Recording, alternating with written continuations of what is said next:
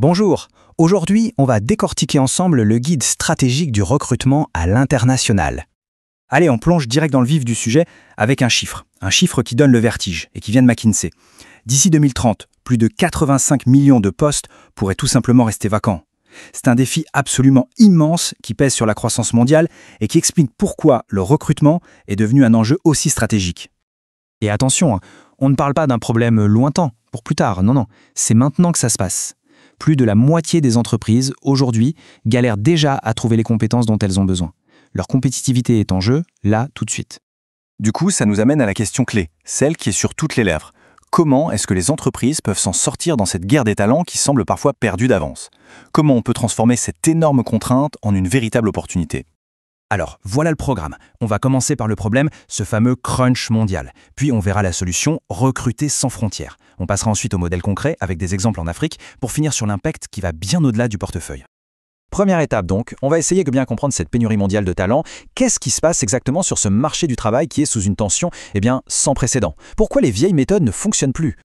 Ok, maintenant qu'on a posé le problème, passons à la solution. Et cette solution, elle a été considérablement accélérée par la généralisation du télétravail. On entre dans une nouvelle ère, celle du recrutement sans frontières, qui permet de bâtir des équipes vraiment mondiales.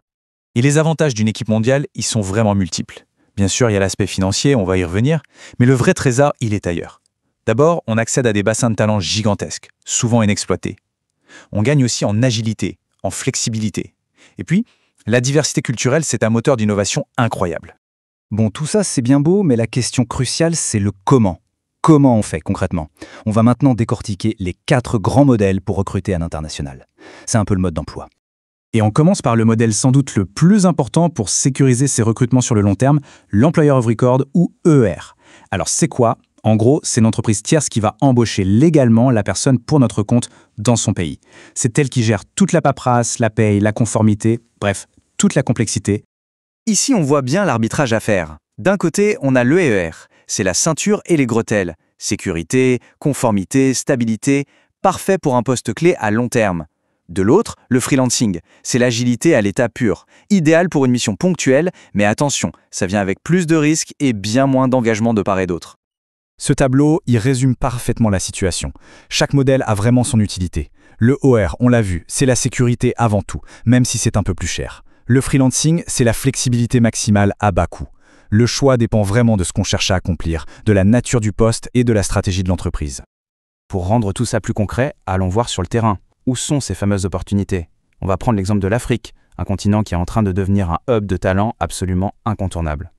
Et notre première escale, c'est l'île Maurice, un véritable carrefour stratégique au cœur de l'océan Indien. Maurice a des atouts incroyables. D'abord, la main-d'œuvre est parfaitement bilingue français-anglais. Ensuite, les infrastructures sont modernes et fiables.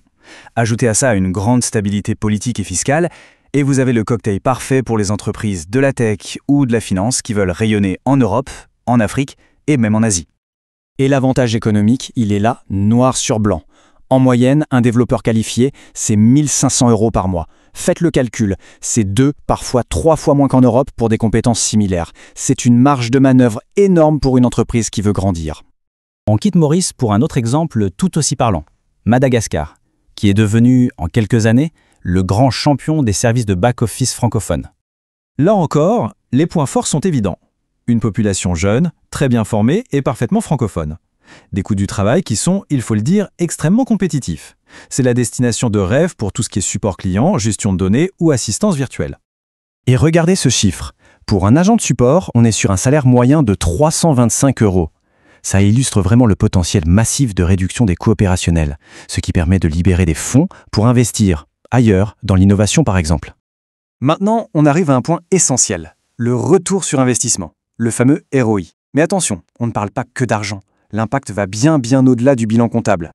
Un exemple très concret, une PME française du secteur du logiciel. En recrutant 3 agents de support à Madagascar, elle a économisé plus de 52 000 € sur une année. Imaginez ce qu'on peut faire avec ça. De la R&D, du marketing, c'est un levier de croissance direct. Mais le vrai retour sur investissement, le global, il est multiple. Financier, oui, on l'a vu. Stratégique parce qu'on recrute plus vite et on sécurise son activité. C'est aussi un boost pour l'innovation. Et puis il y a l'impact social et éthique qui n'est pas négligeable. On lutte contre la fuite des cerveaux, on crée de l'emploi stable. C'est vraiment une vision à 360 degrés. Alors, pour finir, comment on s'y prend? Voici un résumé en 6 étapes, une sorte de checklist des bonnes pratiques. Tout part d'une définition claire du besoin. Ensuite, on choisit le bon modèle. Puis vient la sélection, l'intégration, les outils, et l'étape finale, peut-être la plus critique, garantir à 100% la conformité légale, et pour ça, le mieux, c'est de se faire accompagner. Et la plus belle preuve que ça marche, c'est peut-être celle-ci. Ce n'est pas juste une bonne affaire pour l'entreprise, c'est un modèle gagnant-gagnant. Près de 8 talents sur 10 recrutés de cette façon disent que leur qualité de vie s'est améliorée de façon significative. C'est énorme.